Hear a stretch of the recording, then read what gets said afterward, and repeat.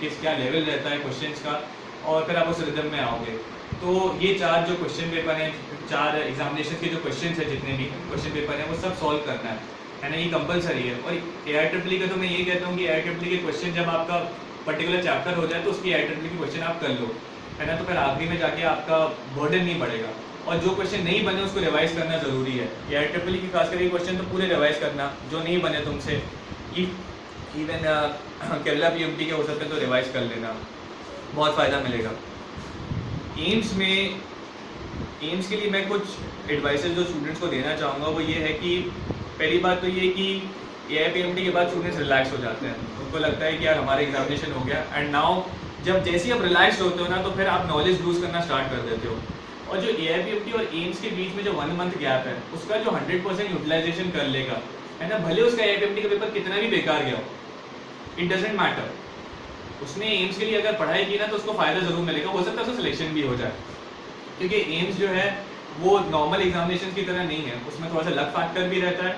और इसी के साथ साथ आपने ज़्यादा टफ पेपर होता है, नॉर्मली स्टूडेंट से बन नहीं पाता है, और हो सकता है कई स्टूडेंट बीच में डिमोरलाइज हो जाए कि यार एम्स का पेपर फिजिक्स नहीं बन रहा है एम्स में हमसे, और पेपर के बीच में डिमोरलाइज हो गया और कहा कि यार एम्स नहीं निकाल पाएंगे हम लोग।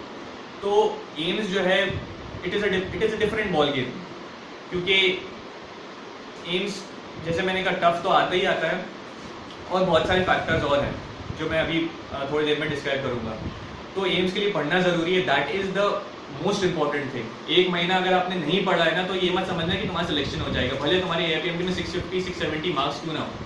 एम्स में अगर सिलेक्शन चाहिए तो 1 महीना ज़रूर पढ़ना है। और चयन की सांस AIPMT के बाद नहीं, एम्स के बाद लेना, जब एम्स का एग्जामिनेशन हो जाए तुम्हारा।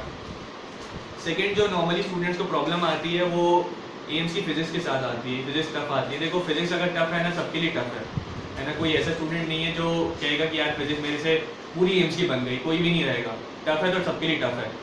और पेपर करते वक्त, एम्स का पेपर करते वक्त ये मत सोचना कि यार फिजिक्स मेरे से नहीं बन रही है तो मेरा सिलेक्शन नहीं हो पाएगा। देखो physics is not the decision maker. हाँ, आप जितना अच्छा ज़्यादा फिजिक्स आप कर लोगे तो फिर आपको फ़ायदा तो मिलेगा ही मिलेगा उसका, लेकिन हाँ सबका पेपर फिजिक्स का जो रहता है एम्स का, बहुत ज़्यादा कोई अच्छा जाता नहीं है, मीडियोकर जाता है। मेजोरिटी ऑफ द स्टूडेंट्स का जिनका सिलेक्शन हो रहा है उनका भी मीडियोकर ही जाता है। तो फिजिक्स में इतना चिंता करने की ज़रूरत नहीं है। थर्ड जो प्रॉब्लम आती है स्टूडेंट के साथ वो असर्शन रीजन की रहती है। असर्शन रीजन मैं तो ये एडवाइस करूँगा कि आप रेगुलरली प्रैक्टिस करते रहे असर्शन रीजन का, क्योंकि अगर आप कॉन्स्टेंटली प्रैक्टिस करते रहेंगे असर्शन रीजन, और फिर जो भी असर्शन रीजन की थियरी है उसको फिर आपसे नहीं बना असर्शन रीजन, या फिर समझ में नहीं आया, वो थियरी आप पढ़ लें तो दैट इज़ सफिशेंट, है ना। और एम्स के पहले AIPMT के बीच में जो 1 मंथ गैप है उसमें सर भी क्लासेस लेते हैं, असर्शन रीजन प्रैक्टिस करवाएंगे, तो उससे भी बहुत आपको हेल्प मिलेगी। और वो असर्शन रीजन आप घर जाके रिवाइज ज़रूर करना, क्योंकि हो सकता है कि उसमें से कई सारे असर्शन रीजन, एटलीस्ट उसकी जो थियरी पोर्शन है उस पर कोई असर्शन रीजन दूसरा आ जाए और आपसे बन जाएगा, तो दैट इज़ वेरी हेल्पफुल। जो फोर्थ प्रॉब्लम आती है स्टूडेंट के साथ, जो मेजोरिटी ऑफ द स्टूडेंट के साथ सबसे बड़ी प्रॉब्लम है कि वो उनको जीके नहीं आती है। देखो जीके में मेरे 15 सही थे आउट ऑफ 20, जो बहुत ज़्यादा थे, और मैं भी फ्रैंकली स्पीकिंग एक्सपेक्ट नहीं कर रहा था इतने ज़्यादा सही हो जाएंगे। लेकिन जीके का जो एम्स का पेपर आता है वो उसमें कई ऐसे टॉपिक्स रहते हैं जो जीके में जिस पे एम्फेसाइज किया जाता है एम्स में। जैसे मैं ये एडवाइस करूँगा कि आप ये सब टॉपिक्स रीड करते रहें, जितना आपको फ्री टाइम मिले तो उसमें आप ये सब टॉपिक्स रीड करें। First and the foremost thing जो जीके में आपकी सबसे ज़्यादा हेल्प करेगी वो है आपका न्यूज़पेपर रीडिंग की हैबिट। वो आपकी हर दिन आप न्यूज़पेपर पढ़ो, 10 मिनट पढ़ लो, 15 मिनट पढ़ लो, पर जो है पढ़ना ज़रूरी है न्यूज़पेपर। उससे आपका जो करंट अफेयर्स आएंगे जीके में, उससे आप बहुत मदद मिलेगी। हो सकता है 2-3 आपसे बन जाए। न्यूज़पेपर में भी इंग्लिश न्यूज़पेपर आप पढ़ना, हिंदी मत पढ़ना। और इंडियन स्पोर्ट्स का जो न्यूज़ रहेगी, स्पोर्ट्स की न्यूज़ ज़रूर पढ़ना। उसमें से 2 क्वेश्चन तो स्पोर्ट्स के ही आते हैं, और 2 क्वेश्चन जो आएंगे वो मेरे हिसाब से करंट अफेयर्स पे ही बेस्ड होते हैं मेजोरिटी ऑफ द टाइम्स। तो स्पोर्ट्स का पेज ज़रूर पढ़ना, भले आप पसंद हो नहीं पसंद हो स्पोर्ट्स, पर पढ़ना ज़रूर। इंडियन बिजनेस न्यूज़ पढ़ने की कोई ज़रूरत नहीं है, और इंडियन पॉलिटिकल न्यूज़ पढ़ने की भी ज़रूरत नहीं है। करंट अफेयर्स में जो चीज़ें पूछी जाती हैं वो नॉर्मली इन दोनों चीज़ों पे नहीं पूछी जाती हैं। वर्ल्ड न्यूज़ ज़रूर पढ़ना। वर्ल्ड न्यूज़ में एक आध क्वेश्चन जैसे जो वर्ल्ड न्यूज़ पे बेस्ड आ जाता है वो नॉर्मली बहुत सुपरफिशियल होता है, और अगर आपके पास थोड़ी भी नॉलेज हो वर्ल्ड न्यूज़ की तो फिर आपसे वो क्वेश्चन बन जाएगा। सेकेंड जो चीज़ मैं एडवाइस करूँगा स्टूडेंट्स को, वो हिस्ट्री से एसोसिएटेड है। हिस्ट्री जो आती है इंडिया की, वो नॉर्मली हर एम्स के जो जीके रहता है उसमें हिस्ट्री पूछी जरूर जाएगी। जो हिस्ट्री आती है वो नॉर्मली इंडियन इंडिपेंडेंस से एसोसिएटेड होती है। तो आप अगर 8th क्लास की बुक पढ़ेंगे तो आपको इंडियन इंडिपेंडेंस हिस्ट्री के बारे में थोड़ी बहुत नॉलेज हो जाएगी। और नॉर्मली मूवमेंट्स के बारे में पूछा जाता है, वो किसने इनिशिएट करे मूवमेंट, जो भी दांडी मार्च हुई ये सब हुआ, वो किसने स्टार्ट करे, कहाँ पे स्टार्ट हुआ, ये जो क्वेश्चंस होते हैं वो नॉर्मली पूछे जाएंगे। इंडियन इंडिपेंडेंस हिस्ट्री के अलावा और भी हिस्टोरिकल क्वेश्चंस आते हैं जो हिस्ट्री पे बेस्ड होते हैं। वो नॉर्मली मॉन्यूमेंट्स पे आते हैं कि ये वाला स्ट्रक्चर, ये वाला टूम किसका आएगा, टूम कहाँ पे बना हुआ है वो टूम, है ना, ये मुगल एम्पायर में ये टूम बनाया गया था, किसने बनाया था, ऐसे आते हैं क्वेश्चंस। तो वो भी आप अब अगर रीड करने का आपको शौक हो तो फिर आप ज़रूर रीड कर लेना, फ़ायदा ज़रूर मिलेगा आपको।